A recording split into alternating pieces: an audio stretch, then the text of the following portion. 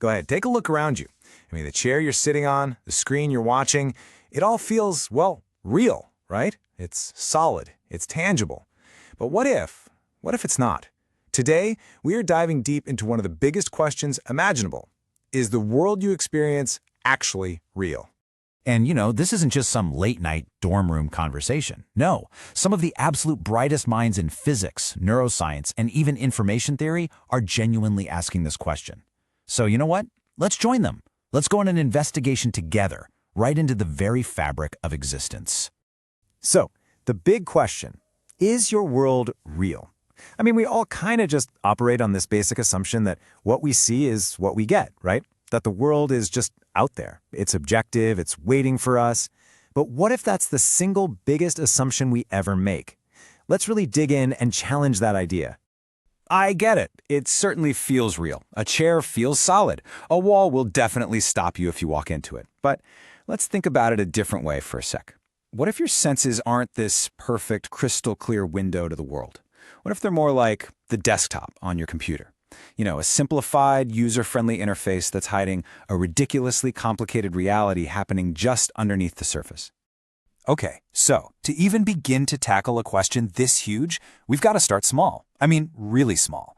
We need to go looking for clues in the most fundamental building blocks of the universe itself. And our first clue, interestingly enough, doesn't come from some old philosophy book. Nope, it comes from the bizarre, baffling, and, let's be honest, deeply weird world of modern physics. And trust me, this is where things start to get really strange. So check this out. On one hand, you've got the world we live in, right? Our intuitive reality, where if you throw a baseball, it follows a nice, predictable path from point A to point B. But on the other hand, down at the quantum level, things are, well, they're not like that at all. Reality is more like a blurry cloud of probabilities.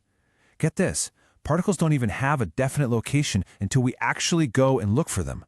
Now this leads to one of the absolute wildest ideas in all of science. It's called the observer effect. And what it means is that the simple act of measuring or just observing a quantum system, it fundamentally changes the outcome. It's almost as if the universe doesn't bother rendering the superfine details until it knows someone or something is looking. How weird is that? And it isn't just about the super small stuff. I mean, Einstein completely blew everyone's minds when he showed that even huge concepts like space and time, they aren't fixed. They're not absolute. They can literally stretch and shrink depending on things like gravity and speed. So, okay, this is our first big clue. The physical world is way more fluid, way more strange than our senses are telling us. All right, time for our next clue. And for this one, we're going to move from the vastness of the cosmos right into that little 3-pound universe that's sitting inside our heads. So, you've seen optical illusions, right? We've all been tricked by them. But here's the thing. They aren't just simple little magic tricks for your eyes.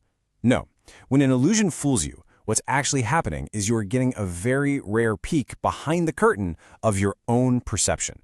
And this is the really mind-blowing part. Those illusions? They aren't bugs in your brain's software. They're features. They actually reveal the fact that your brain isn't just a passive camera, passively recording the world.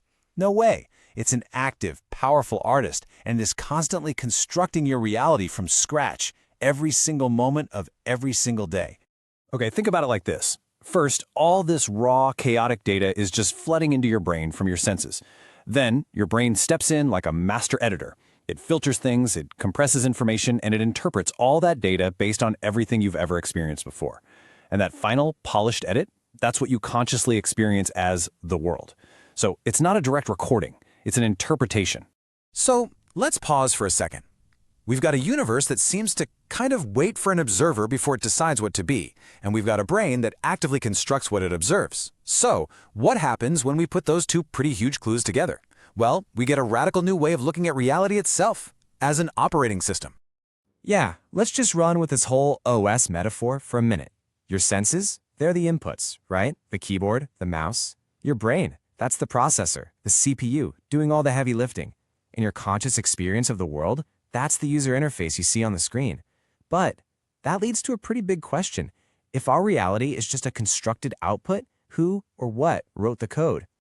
This very line of thinking leads us straight to one of the most talked about and maybe controversial ideas of our time, the simulation hypothesis. This is the theory that our entire reality is just an artificially simulated construct. And what's really wild is that this idea, which used to be pure science fiction, is now being seriously debated by actual physicists and philosophers. So what's the evidence for something like that? Well, proponents say to just look around. For one, our universe appears to have a maximum processing speed limit, what we call the speed of light. Some physicists even think that space-time itself might be pixelated at the smallest possible scale, just like a computer screen. And maybe most telling of all, the fundamental laws of physics, they're all written in the language of mathematics. They're essentially just algorithms. Okay, let's recap. We've dipped our toes into the quantum world, we've explored the inner workings of our own brain, and we've even considered the possibility that we're living inside the ultimate computer program. So, after all that, what's the ultimate takeaway here? Well, the answer isn't a simple yes or no.